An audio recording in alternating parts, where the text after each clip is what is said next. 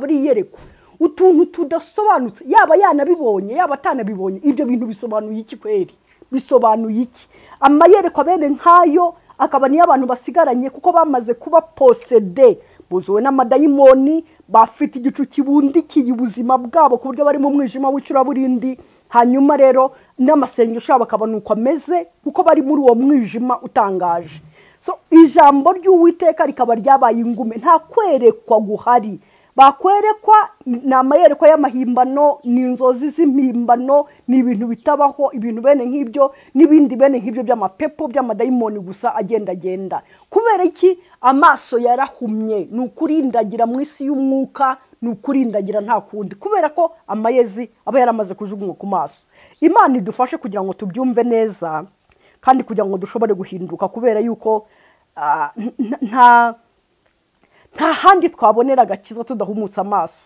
kuko amaso niyo ashobora kubona iyo Paul asengera itorero ry'Abefeso arababwira ngo nanjye maze kumenya uburyo mwizeye mbasengera Imana urudaca kugira ngo Imana y'umwami wacu Yesu Kristo ibaho umwuka w'ubwenge ngo amaso y'imitima yanyu ahweze bitume mumenya ibyo mwiringizwa niyabahamagaye amaso y'imitima yanyu ahweze nukuvuga ngo niba amaso y'umutima wawe adahwezwe adasobanutse adafunguwe atabohoye akaba umeze nk'uhumirije uzatatona le jour utatonera nuit uzarindagira ku manywa urindagire nijoro uce inzira utakabaye ucamo ukora ibyo utakabaye ukora kuko ntubona nta cyerekezo ufite rero ni bibi cyane kuba wajugunywa amayezi ku maso kubera igitambo kidakwiriye utambirira Uwiteka Imana idufashe cyane reka hari undi murongo umwe nshaka kuku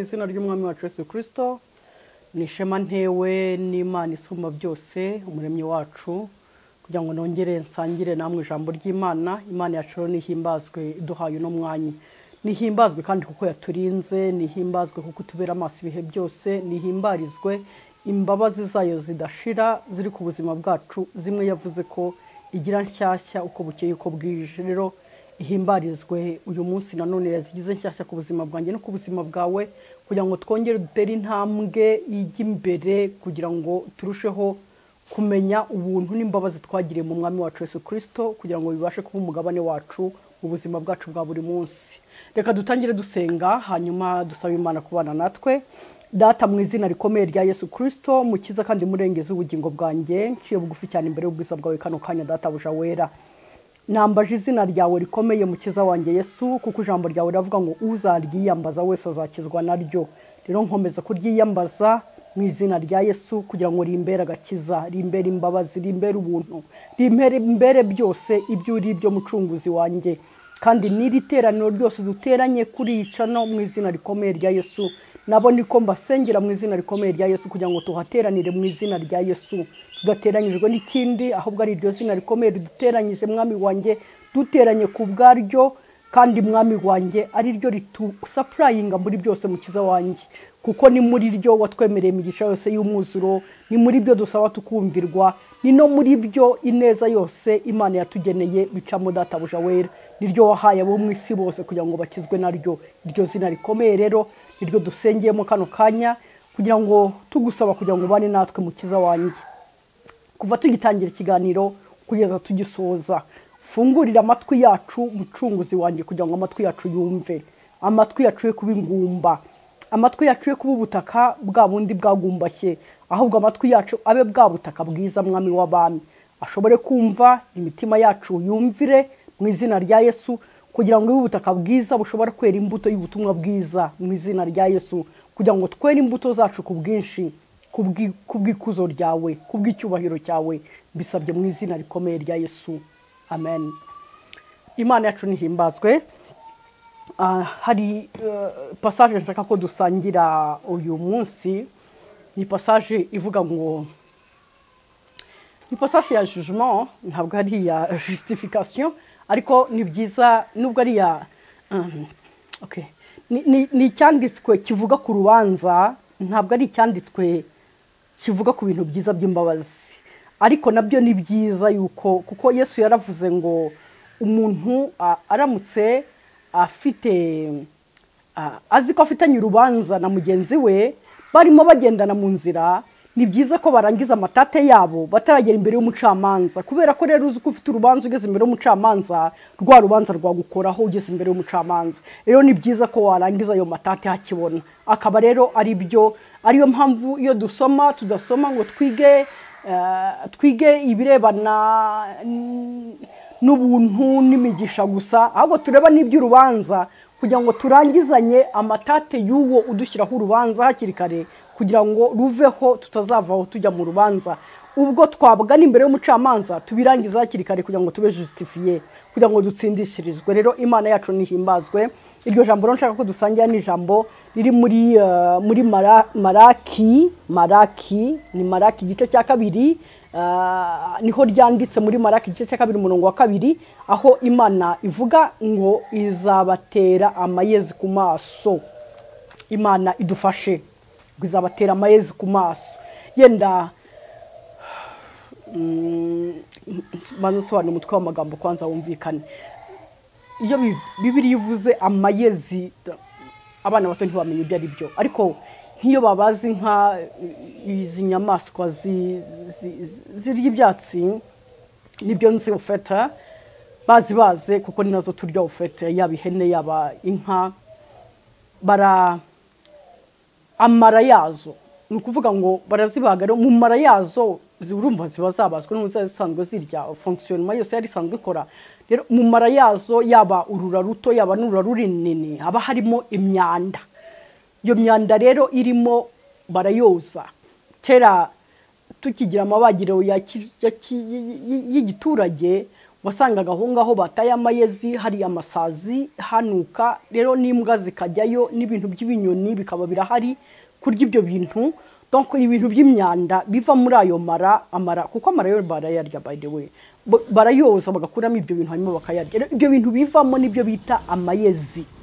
Noneho rero Imana ivuga kubirebana n'aya mayezi, nimwibuke yarimo ni cyanditswe yarimo ibwira abatambyi. Yenda twanasoma kugira ngo tubone ko tubyumva neza. Reka dusome.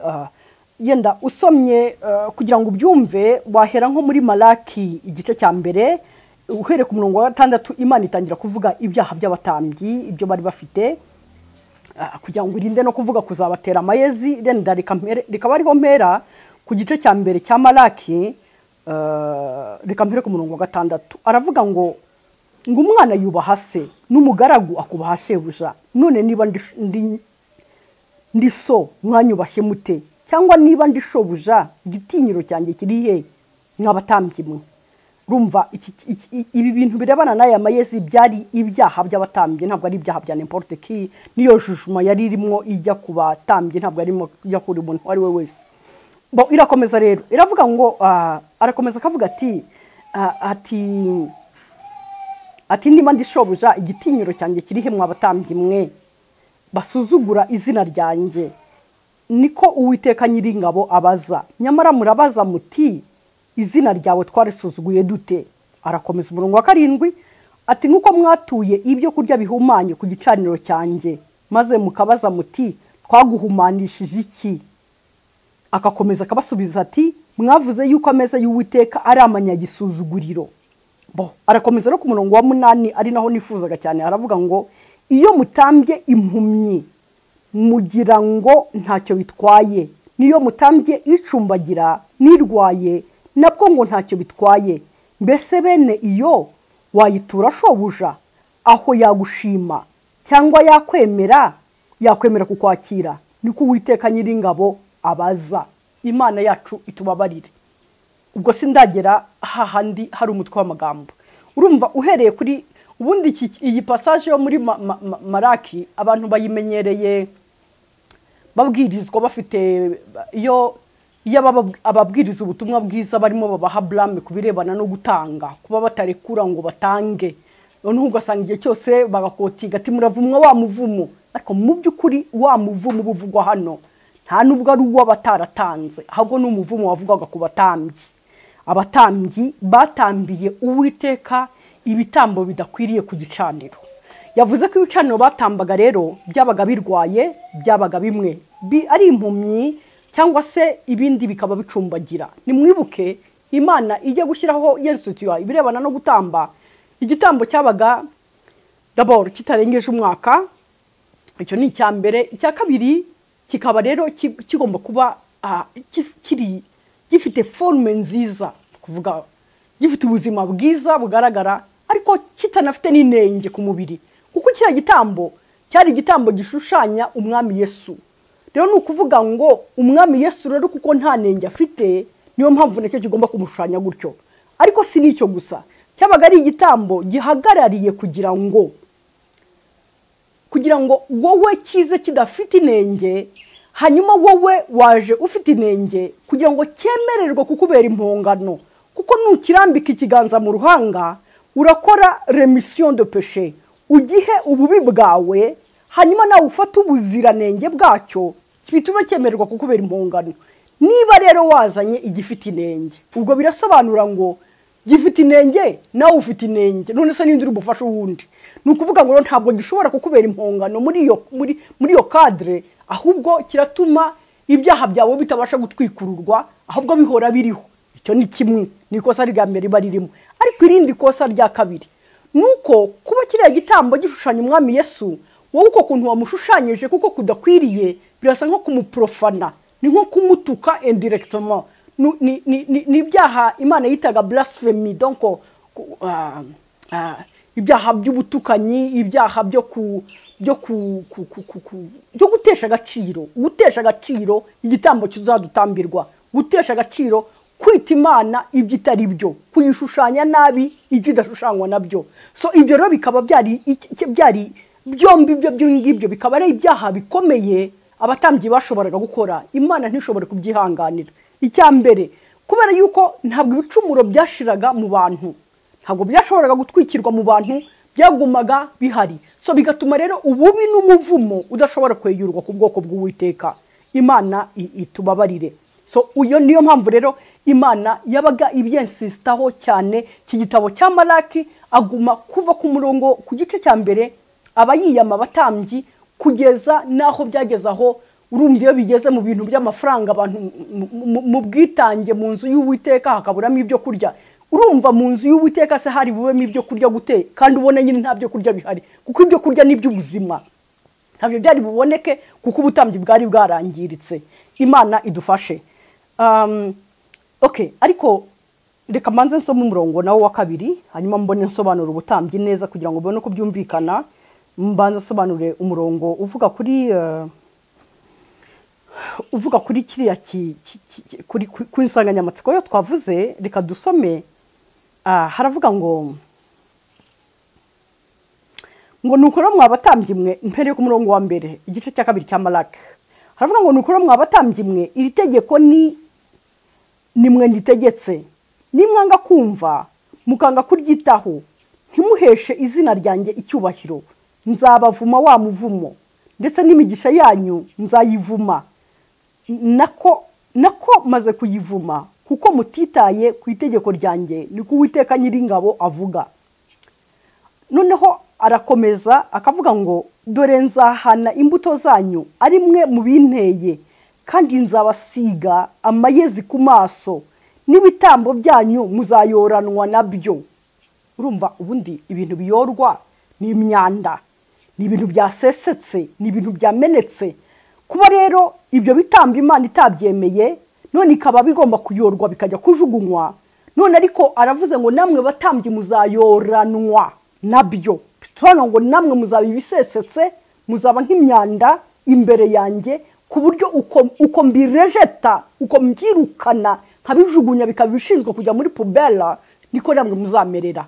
Yari jugement ikomeye, ni urubanza rukomeye rwagiye ruba mu Isirayeli iteka ryose, bigera igihe yagendaga ikabahana mu maboko y'abanyamahanga, bakamara igihe bari mu icuraburindi rikomeye cyane. So ni ibintu bikomeye cyane. Imana idufashe kugira ngo twumve agaciro kabyo. Okay, tuba twafashe urugero mu isezerano rya kera ariho duhereye, ariko mwibuke yuko mu isezerano rishya ubu butambyi Imana ivuga forme y'ubutambyi uko yari iri mu isezerano rya kera, yari iriho mu buryo bw'igishushanyo, ntabwo ari ko imeze mu isezerano rishya. Yesu ashimwe cyane kuko mu isezerano rishya yenda hari igihe tujya tubona n'ubu ngubu hari abantu bashaka kubyitirira gutyo, abantu bakibaza ko abatambyi ari aba evangeliste, ari aba pasteur, ari aba bishop babo, ari abapadiri babo. Donc ni ukuvuga ngo abo bantu basa nk'abakora full time ministry mu birebana n'iyobokamana, ariko ntabwo ariko bimeze mu isezerano rishya. Ukurikije ibyanditswe byera abantu bose bemeye kuba abigishwa b'umwami Yesu. Ariko mwumve ko ari abigishwa ni ukuvuga ngo ni abakiriye inyigisho y'umwami Yesu, bakakira ubutumwa bwiza, bakabwemera, bakabwakira, bakabubamo, bukababamo, hanyuma ubuzima bwabo bugahinduka nabwo. Abo ngabo rero Bibiliya iravuga ngo ni abatambyi b'Imana isumba byose. Niko wabibona ari Petero arabivuga mu byahishuwe, abari naho nkotinga ari ku gice cya mbere cy'ibyahishuwe, ari ku gice cya gatanu cy'ibyahishuwe, Imana irivuga ikavuga ngo umwami Yesu ahimbazwe, yubararirwa n'ingabo z'ijuru zose, ngo kuko ari we washoboye guhindurira Imana yacu abantu bo mu mahanga yose n'indimi zose n'ubwoko bwose, akabahindurira Imana yacu guhinduka kuba ubwoko bw'abami n'abatambyi. Ni ukuvuga ngo abo rero ntabwo bakiri mu muryango wa Lewi, ngo babe mu nzu ya Aroni yonyine, ahubwo ni mu mahanga yose, mu ndimi zose, mu bwoko bwose, bagahindukira kuba ubwoko bw'abami n'abatambyi kubw'igitambo umwami Yesu yadutambiriye Golgotha. Akaba ari we mutambyi mukuru, by the way, niwe mutambyi mukuru, hanyuma n'abandi bakaba abatambyi hamwe nawe. Niyo mpamvu Bibiliya ivuga ngo ubwo bwami yaje gushinga ni ubwoko bw'abami n'abatambyi. Ubwami bw'umwami Yesu burimo abantu b'abami n'abatambyi kuko ibyo bintu bitasigana. Yesu ashimwe. Okay, yes, ndibaza ko ibyo ngibyo ntabwo ndi bubijyemo muri detaye ndende. Icyo nzi nuko turabizi turabiziho, ntabwo ubumenyi tubifiteho burahagije kugira ngo dushobore gukomeza n'inyigisho. Imana rero idufashe kugira ngo tubyumve. Noneho niba rero turi abatambyi mu isezerano rishya, kandi ipassage twafashe ikaba ari mu isezerano rya kera, iki Imana yabavebaga gutamba ibitambo, kuba baragize amayezi y'Uwiteka amanyagisuzuguriro, bagatamba ibitambo bitujuje ubuziranenge, hanyuma ibyo ngibyo bikabatera gukora ibyaha bibiri, bagakora icyaha kimwe cy'uko ibyo bitambo bitujuje ubuziranenge bitashobora kubatwikirira ibyaha. Icyo ni kimwe, ariko ikindi cya kabiri bikaba ari uguprofana cyangwa gutesha agaciro uwo ibyo bitambo bishushanya. So ibyo ngibyo bigatuma rero Imana ibarakarira ikavuga ati muravumwa wa muvumo kuko mwanze guhinduka, mwaze kunyumvira, none icyo ngiye kubakorera nzabatera amayezi ku maso kandi nzabayorana n'ibyo bitambo mutamba. Imana idufashe. Noneho muri Nouveau Testament rero, ubwo muri Nouveau Testament ko nta bitambo tujyana, ko nta nama tujyana, nta hene tujyana, nta nka tujyana, ubwo byaba bishaka gusobanura iki mu isezerano rishya kugira ngo twifashishe iriya passage? Ndibaza yuko reka ndebe passage zindi tujyamo kugira ngo bitworohereze. Reka tujye muri Nouveau Testament, muri turajya mu isezerano rishya muri Epitre, mu rwandiko Paul yandikiye abaroma. Reka tujyeyo mu izina rya Yesu.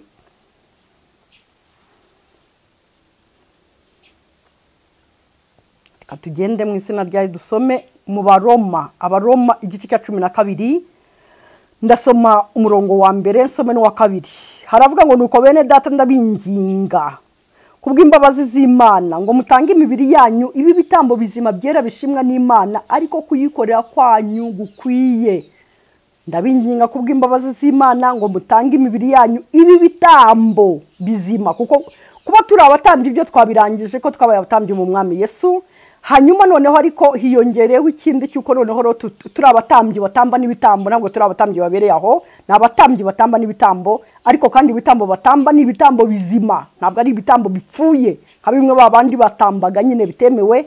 Ni ibitambo bizima byera bishimwa n'Imana, ariko kuyikorera kwacu gukwiye.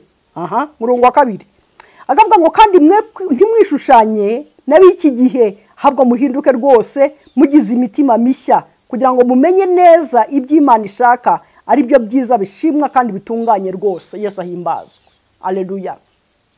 Urumva muri Nouveau Testament turi abatambyi ariko dufite n'ibitambo dutamba, ariko ibyo bitambo ntabwo ari ibinyagasozi, ntabwo ari byo dukura hanze, ahubwo ni twebwe ubwacu. Umubiri wanjye ni wo gitambo ntamba, kandi icyo gitambo rigomba kuba ari igitambo kizima cyera gishimwa n'Imana, ariko kuyikorera kwanjye gukwiye. So icyo gitambo cyanjye rero ntamba kizahinduka, kibasha guhinduka igihumanye gute? Igisa nk'ikipfuye amaso, kigasa nk'ikicumbagira, kigasa nk'ikirwaye, ni kimeze gute? Ni hahandi Imana ivuga ngo guterana kuvanze n'ibyaha gukurweho, ngo amasengesho y'abanyabyaha ni ikizira imbere yanjye. Ni ukuvuga ngo uko gusa nkaho kuba hari icyo gitambo cyawe gifite aho kidakora, kuko cyangiritse mu buryo bw'ubumana, kikaba gifite activite gikora mu buryo bw'isi. Kuko yongeyeho umurongo uvuga ngo mwe kwishushanya n'isi y'iki gihe, ahubwo muhindurwe bashya mu mwuka w'ubwenge bwanyu, kugira ngo mumenye ubushake bw'Imana, ikiri icyiza n'iki gikundiro, kugira ngo abe mukurikiza. Bisobanurwa ngo niba nishushanya nk'isi y'iki gihe muri area runaka, mu rwego runaka, mu buzima runaka, mu mibereho yanjye runaka, aho ngaho harapfuye, aho ngaho hararwaye, aho haramugaye. So ibyo bitambo rero uko nguko rero muri iyo devotion imbere y'Imana ameze gutyo, mba ntanze igitambo kitaboneye imbere yayo. Niyo mpamvu Imana ivuga ngo rero ngo guterana kuvanze n'ibyaha ni gukurweho mu izina rya Yesu, kuko ibyo ari ibitambo Imana itemera. Ikavuga iti rero muzaguma gutamba ibitambo bimeze gutyo imbere yanjye, ndabatera amayezi ku maso. Muzatamba ibitambo bimeze gutyo imbere yanjye, muzayoranwa n'ibyo bitambo, mube imyanda, mube pubelle imbere yanjye, mbajugunye hanze. Imana itufashe kugira ngo tubone ko tubyumva. Reka mbanze nongere nse nk'uwe sister, kuko avuga gutera amayezi ntabwo yavuze ngo azayabatera mu gituza, ntabwo yavuze ngo azayabatera ku maguru, ariko ahantu yavuzeho ingenzi azayabatera ngo ni mu maso. Mu maso rero icyo amaso atumarira nuko adufasha kubona. Bibiliya yasobanuye amaso, ivuga ubushobozi bwayo cyangwa agaciro kayo ku mubiri wacu. Iravuga ngo iyo amaso y'umuntu ngo atabona, nawe nagusaba wenda ngo use nk'uhumiriza kugira ngo ubyumve neza, ngo iyo amaso y'umuntu atabona, ngo umubiri we wose uba uri mu mwijima, umubiri we wose uba uri mu mwijima. Ni ukuvuga ngo niba mu maso ariho hafite ikibazo, ni ukuvuga ngo uri mu mwijima, uragenda mu mwijima, urakora mu mwijima, kandi mu mwijima ni mu bwami bw'umubi. Mu mucyo niho hari ubwami bw'umucyo, nyine ubwami bw'umwami wacu Yesu Kristo. Niyo mpamvu twebwe duhamagara ngo tuba abana b'umucyo, bisobanura ngo aduhamagara kuba abana babona, ntabwo ari abana batabona. So none niba rero ari uguterwa amayezi ku maso, ni ukuvuga ngo ibyo bintu ukora, ikintu bikubuza cya mbere ni uko bikwica amaso, byangiza amaso yawe ntushobore kubona ayo mayezi, ibyo bintu ukora. Kuko Imana nijya kubivuga ibivugisha ijambo nk'uko bivuze, ariko already ushobora kuba waramaze kujya muri iyo jugement, ukaba already utabona, uri impumyi igenda itabona. Ndavuga mu buryo bw'umwuka kuko nibwo buteye ubwoba, naho kutabona mu mubiri ntacyo bisobanuye, ariko kutabona mu mwuka ni ikibazo, kuko ni ikintu kikurimbura. Kubera yuko iyo utabona, Yesu nuko yavuze avuga ku bafarisayo, aravuga ngo ni impumyi zirandase izindi, ngo zose zizagwa mu mwobo. The end, iherezo ry'ukutabona ni ukugwa mu mwobo mu buryo bw'umwuka. Noneho rero niba rero ibitambo bidakwiriye bituma uterwa amayezi ku maso, ni ukuvuga ngo uhita uba impumyi. Niba ubaye impumyi rero, umubiri wawe wose, ubugingo bwawe bwose, imibereho yawe yose iri mu mwijima. Bisobanurwa ngo nabikubira mu ijambo rimwe ririya Bibiliya ivuga ngo ubwo ngubwo uri mu mubi, uri mu mubi, ubuzima bwawe buri mu mubi. Rero ni ukuvuga ngo ntacyo usigariye keretse kuzarimbuka, kuko uri mu mubi, keretse niwemera guhinduka kugira ngo winjire mu mucyo. Ndaguha comparaison yindi kugira ngo ubone uko byumva. Ndaguha comparaison muri Bibiliya. Fata ku gihe cy'ubutambyi bwa Eli. Eli yari umutambyi, hanyuma arangije batangira abahungu be batangira guprofana ibitambo, kwa kundi nyine kwangiza ibitambo byaza, bagatangira bari bafite amakanya, bagahita bajoboramo, bagakuramo inyama nziza, izo gutambira Uwiteka, ibyo gutambira Uwiteka ntabyo byari bibabwiye. Babona itungo ryiza rikaba umugabane wabo, ntiribe iryo gutambira Uwiteka. Nukuvuga ngo baprofana bangiza iby'ibitambo, bigira n'igihe bajya basambanira aho ngaho ku gitambiro hafi aho ngaho. Bibiliya iravuga ngo barabikoze ngo bangisha Uwiteka igitambo, bangisha Uwiteka ibirebana n'ubutambyi, barabahuza, bangisha Uwiteka ariko bangisha abaturage ab'Isirayeli ibitambo bigatuma batanajyayo rwose. So icyo ngicyo rero nicyo kiba iyo abatambyi ari babi, bangisha Uwiteka igitambo cye. Hanyuma Imana iza kubwira Eli, iramubwira iti diringa n'abahungu bawe rero, kubera yuko ase birakabije. Ise agiye kuguhana abahungu be, Imana iravuga iyo igiye kumucira urubanza iramubwira ngo wowe ngo wahanye abahungu bawe nabi, warabandutishije. Donc bisa nkaho n'indi jambo ry'igiswahili bavuga ngo nukubabembereza. Voilà, bisa nko kubabembereza atabahana ngo abafatire mesure zikomeye, abafatire imyanzuro, kuko imyanzuro ikomeye ya mbere nuko yagombaga kubakura mu butambyi bagasohoka, ariko ngo yarabubashye. Imana iramujuje ko ngo yabubashye kurusha Uwiteka. Baje kugira urubanza, sirwo ngiye kujyamo kano kanya, ariko icyo nshaka kuvuga nicyo ibyo bitambo byabo byari byarakoze mu Isirayeli. Icyo byari byarakoze rero mu bitambo bya Isirayeli nuko Bibiliya iravuga ngo ijambo ry'Uwiteka ryari ryarabaye ingume. Reka ndebe passage ibivuga, ni Samweli wa mbere igice cya 3 turasoma umurongo wa mbere. Muribuka icyo gihe bikoraga ibyo, Imana yari yarishakiye umutambyi irimirera ari wa mwana Samweli umuhungu wa Hana. Hanyuma haravuga, ni Samweli wa mbere igice cya 3 umurongo wa mbere, havuga ngo uwo mwana Samweli yakoreraga Uwiteka imbere ya Eli, kandi muri iyo minsi ijambo ry'Imana ryari ingume, nta kwerekwa kwari kweruye. Murimo murabyumva?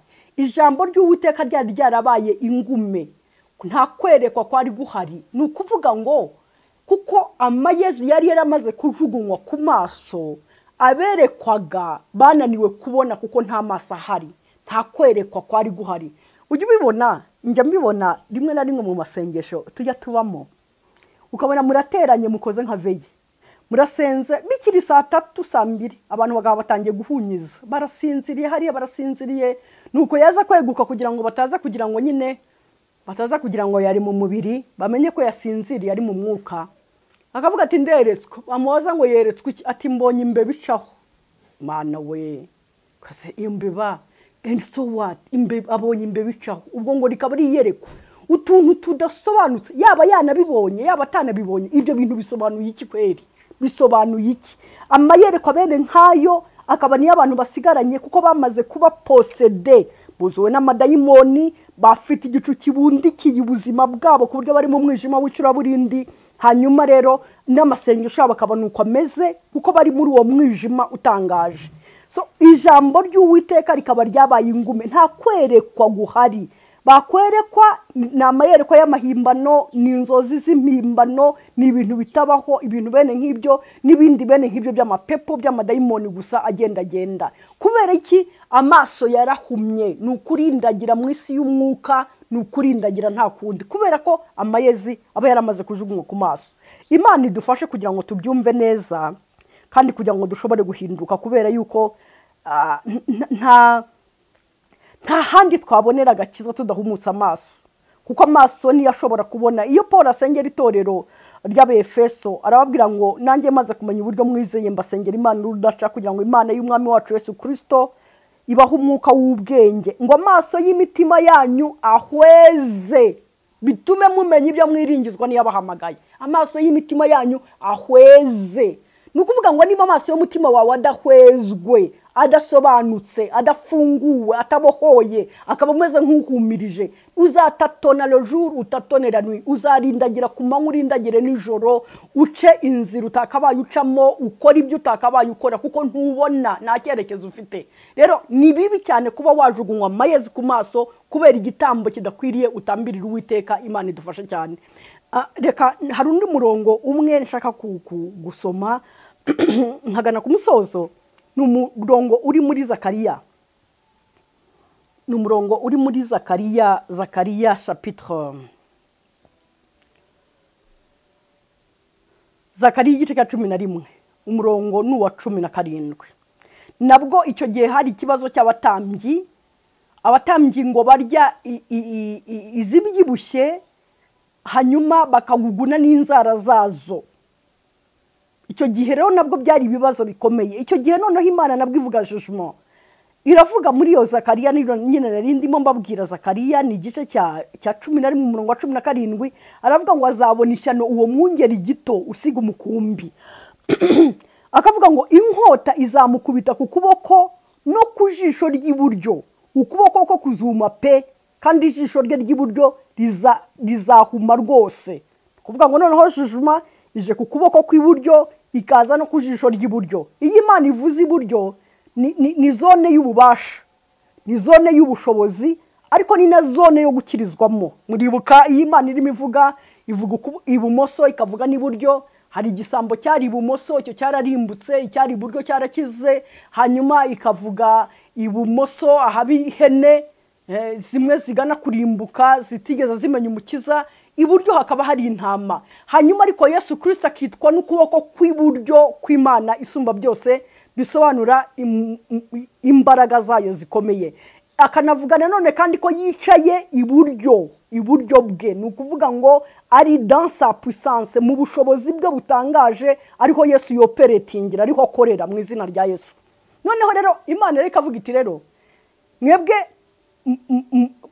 mwabungeri mwe, twamaze kumenya ko ababungeri yarimo abwira n'abatambyi, kandi twamenye ko muri Nouveau Testament uri umutambyi. A plus forte raison niyo waba utaraba umutambyi w'abandi bantu, ariko uri umutambyi w'ubugingo bwawe. Haleluya.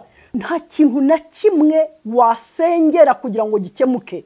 Nta daimoni wakwirukana, nta ndwara wakwirukana, nta kintu na kimwe. Ibikurwanya byose byagufashe mpiri, atari uko umwami wacu Yesu adafite ubushobozi, ahubwo kuko atari umwami wawe, kuko wamwiyitiriye ariko ukanga kumukorera, ukaba waranze ko aba umwami mu buzima bwawe kugira ngo abe ari utegeka. Noneho bigatuma ibintu byose byaragufata impiri, kuko ukuboko kwawe kw'iburyo kwarumye rwose, nta mbaraga na nke zirimo, n'ijisho ry'iburyo ryarakubiswe, ntacyo ribona, ni mwicuraburindi. Urumva iyi niyo turi muri generasiyo imeze nk'uku, kubera abantu kwishushanya n'isi.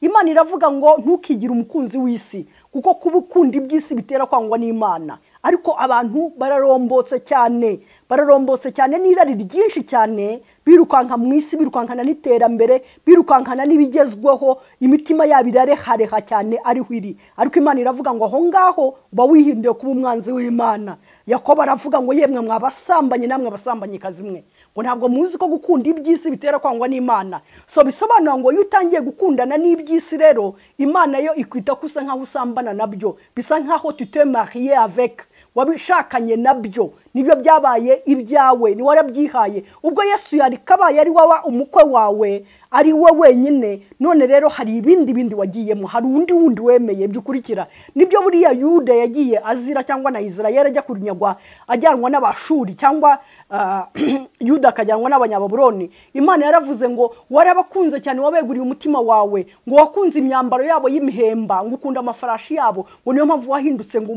umusambanyi mu ntekerezo zawe, ngo umeze nk'ifarashi, ngo ihora isa nk'iyarinze ishaka ngo ni kwirari ryawe rimeze i Babuloni. Ngo niyo mpamvu ngiye kuzakoherezayo, usanga uwo mukunzi wawe, hanyuma uzarebye azagukorera. Bagiye bamarana n'uwo mukunzi wabo imyaka 70, babona ibyo yabakoreye uko bimeze, batakambira Uwiteka, arabazana. Niyo magambo Dawidi Zaburi ivuga, bwari ubuhanuzi bwabaye. Nimwibuke ubwo ni ubuhanuzi bwavuzwe bataranajyayo. Aravuga ngo ubwo Uwiteka yagaruraga abacu bari i Babuloni, bari baranyazwe bagiyeyo, ngo twari tumeze nk'abarota, ngo akanwa kacu kuzura ibitwenge. So rero ntabwo dukwiye gutegereza kuzakubitwa, ngo hanyuma nitumara gukubitwa tuzakurwayo. n'amaboko akomeye, ahubwo dukwiye kwirinda kujyayo kubwo kumvira umuburo igihe Imana ituburiye mu izina rya Yesu. Tukiyambura iki kinyejana kimeze gutya kiyobagije, tukiyambura iyi si yiyobagije, tukiyambura iki kinyejana gihumye cyakubiswe ijisho kitabona, iki kinyejana gifite amaboko yumagaye mu izina rya Yesu, kugira ngo tubone, kuko twamenye ibyumisha ibiriya bikubitisha amaso n'ibyumisha amaboko nta bindi ni ibitambo bidakwiriye bituma umuntu ajugunywa amayezi ku maso, hanyuma kandi akayoranwa n'ibyo bitambo ayora, kuko nabo yabaye pubela. Imana idufashe kugira ngo tubyumve. Ndashaka kurangiriza kuri passage ya nyuma noneho yo muri Yesaya, ariyo solution Imana iduha noneho kugira ngo turebe ubundi yo umugambi ifitiye abantu. Nubwo nubundi ivuga, iyo usomye nka Yesaya 35 ivuga inzira y'abacunguwe, iravuga ngo muri iyo nzira y'abacunguwe ngo amaso yacu ngo amaso y'impumyi, ngo impumyi zizareba, ngo ibipfamatwi ngo bizumva, ngo kandi rero abari ibimuga ngo bazasimbuka nk'impara. Iyo ni inzira y'abacunguwe. Iyo bitameze gutyo rero ubu utari mu nzira y'abacunguwe, uri mu nzira y'abarimbuka, kuko mu nzira y'abarimbuka niho haba impumyi, niho hariyo abatabona, niho hari ibyo bihwete byose, niho biri aho ngaho, niho biri bimeze gutyo. Imana ibidufashemo kugira ngo dushobore kubyumva. Dusome ino passage yo muri Isayi 32, Yesaya 32. Ni amagambo avuga ku mukiza wacu Yesu Kristo naza kwima mu bugingo bwawe uko biza kuba bimeze, ukamwimika ukamwemerera ko uba igitambo kizima, akaza kima muri wowe uko bizagenda. Aravuga ngo dore haziba umwami utegekesha gukiranuka, kandi abatware be bazatwaza imanza zitabera. Umuntu azaba nkaho kwikinga umuyaga k'ubwugamo bw'umugaru, nk'imigezi y'amazi ahantu humye, n'igicucu cy'igitare kinini mu gihugu kirusha. Nimutekereze namwe, ubwo uyu munsi ari ibintu bimeze nko muri jungle, nko mu ishyamba, aho abantu batanyaguzanya bameze gutyo, ariko muri icyo gihe igihe uri bwimike umwami mu buzima bwawe, n'undi muntu wese usibye nawe ubwawe, ubwo Yesu ari bukubera ubuturo, akagubera ubuhungiro, ukagubwa neza, ariko nawe uzabera n'ubuturo n'ubuhungira abandi mu izina rya Yesu. Ngo umuntu azaba nkaho kwikinga umuyaga n'ubwugamo bw'umugaru, nk'imigezi y'amazi ahantu humye, n'igicucu cy'igitare kinini mu gihugu kirushya. Ngo amaso y'abareba ntazagira ibikezi, kandi amatwi y'abumva bazayatega. Urumva, amaso y'abareba ntabwo azajya areba bya bindi yamayerekwa y'uduce dasobanuye ngo mbonye imbeba. Iyo mbeba yajyaga he, yavaga he, yakoraga iki, byagende yarizanywe n'iki, ntacyuzi. Donc ibintu bene nk'ibyo by'ibice bidasobanutse. Ngo amaso y'abareba ntazagira ibikezi, kuko nta mayezi arimo, nta n'inkoni yakubiswe ku maso yabo. Rero kubera harakeye, haratentebuye, harakeye neza cyane, kubwo umwami wacu wimye mu buzima bwawe akaba ari utegeka. Arakomeza akavuga ngo ku murongo ukurikira, donc ku murongo wa 3 wavugaga ngo amaso y'abareba ngo ntazagira ibikezi, ngo kandi amatwi y'abumva bazayatega, n'amatwi azaba zibutse bazayatega bumve. Ntabwo ari ibintu byo kumvirana. Noneho agakomeza murongo wa 4 ngo uwo umutima uhutiraho azamenya ubwenge, wari usanga ngo umutima wahutiragaho kera kiri muri wa mwijima, azagira ubwenge, n'ururimi rudedemanga ruzavuga neza byumvikane. Haleluya, Imana yacu nihimbazwe. Noneho umurongo wa 5 ukavuga ngo umupfapfa bazaba batakimwita imfura, kuko iyo turi mu kinyejana nk'iki ngiki cy'amaboko yumagaye, turi mu kinyejana cy'amajisho yapfuye atakibona, hari abandi bantu bakoresha izindi mbaraga z'umwijima, babesukura bo mu rwego rwo hejuru, baza nyamara ari abapfapfa bateye ubwoba, bakaza bakayobya imbaga, bakayitwara bayihendesheje ubushukanyi. Kuko iyo umuntu atabona, ni ukuvuga ngo umuntu yamushuka, ashobora kumubwira ati aho wari ugiye guca, wari ugiye kugwa mu cyobo, nyura hano, kandi wenda aho wari uri ariho hari hazima, ati nyura hano, noneho aho ugiye akaba aribwo agiye kugucutura mu cyobo, kuko utabona. Niyo mpamvu ubona abantu birirwa bameze nk'intama zizerera ku misozi, zigendagenda mu butayu, zitazi aho zigana. Kubera iki? Ntabwo babona, ubwabo ntibakwimenyera icyerekezo kizima. Nyamara icyerekezo kizima kiri mu mwami wacu Yesu Kristo, ntabwo kiri mu bantu, kirahari mu byanditswe byera, kuko ijambo ry'Imana ari itabaza ry'ibirenge byacu, akaba ari nawo mucyo umurikira intambwe zacu. Imana yacu nihabwa icyubahiro. Aravuga ngo umupfapfa bazaba batakimwita imfura, n'umunyabuntu buke bazaba batakimwita umunyabuntu. Nukuvuga ngo umuntu azaba nk'uko ari, kubera ko uzaba umubona. Naza ari ikirura uzaba umubona ari ikirura, ntabwo uzamwitiranya n'intama, kubera yuko nyine azaba ari ikirura. Ariko iyo utabona yiyita intama kandi ari ikirura, kuko utabona nyine ukabyemera. Niho rero Bibiliya ivuze ngo icyo gihe umupfapfa bazaba batakimwita imfura, n'umunyabuntu buke bazaba batakimwita umunyabuntu, ngo kuko umupfapfa azavuga iby'ubupfapfa bwe, akerekana umutima we wo gukiranirwa. Imana idutabare, iduhe kugira ngo twihane mu izina rya Yesu. Twihane gutamba ibitambo bidasobanutse, twihane kugira amateraniro avanza n'ibyaha. Ntabwo amateraniro avanza n'ibyaha ari amateraniro ujye guterana kuwa kane, kuwa mbere no ku cyumweru mu rusengero mu iteraniro ry'iwanyu. Habwa amateraniro nayo duterana amasaha 24 kuri trone y'Imana muri fellowship yawe. Rero ugomba kuba nta byaha ufite. Yesu yaduhaye umuti w'ibyaha, yaduhaye amaraso ye kugira ngo atweze. Rero yaduhaye izina rye rikomeye kugira ngo rituboneze.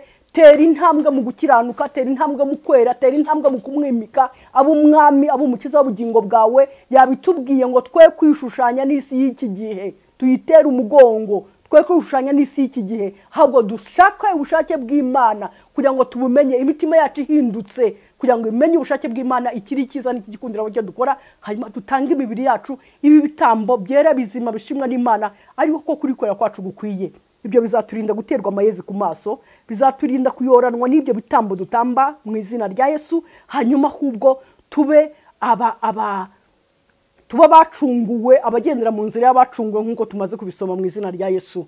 Imana idufashe, dusobanure cyane kurusha uko ngewe nabivuga, kandi ijambo ryayo ryinjire mu mitima yacu mu izina rikomeye rya Yesu. Rifite ububasha, niryo ryonyine rifite imbaraga zo kumenagura imitima y'amabuye, hanyuma igahinduka imitima y'inyama. Hanyuma Uwiteka akandikamo amateka n'amategeko ye, bikaduhanira gukiranuka ibihe byose mu izina rya Yesu. Mwami rero ni wowe nsaba kano kanya, wowe ushobora gushyikira umutima w'umuntu wari wo wose.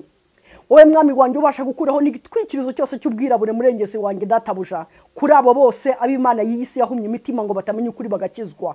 Ni wowe ndimo nsaba kano kanya mu izina rya Yesu, kugira ngo ukeyuze amaraso yawe, ukeyuze igitambo cyawe mwami murengezi, kugira ngo umucyo w'ubutumwa bwiza ushobore kwinjira mu mitima y'abantu, kugira ngo mwami wanjye dushobore gukira, au nom de Jésus, dushobore gukira, tubone umucyo w'ubutumwa bwiza, tubone umucyo witangaza. Umucyo wawe ni wowe zuba ryo gukiranuka ryasira ubugingo bwacu, kandi rifite gukiza mu mababa yaryo. Rero mwami mucunguzi uratumurikira kandi uradukiza nayo maso ayo yahumye mu izina rya Yesu, nayo maboko yumagaye dukizwe n'imbaraga zawe no gukiza kuri mu mababa yawe mu izina rya Yesu, kugira ngo tube abacunguwe, bagenda inzira y'abacunguwe, bagari mu mucyo wawe databuja, babereye isi umunyu, babereye isi umucyo, bari inzu zubatswe ku minara, baserva de repere, bamurikira abagenzi, abahabye bari kure bagashobora kuyoboka mu izina rya Yesu. Mwana yanjye kuri ubwo umucyo wawe uhari mu izina rikomeye rya Yesu Kristo wa Nazareti. Reka mwami wanjye uhagurutse generation kubaha muri iki gihe, niko mbigusabye mu izina rikomeye rya Yesu.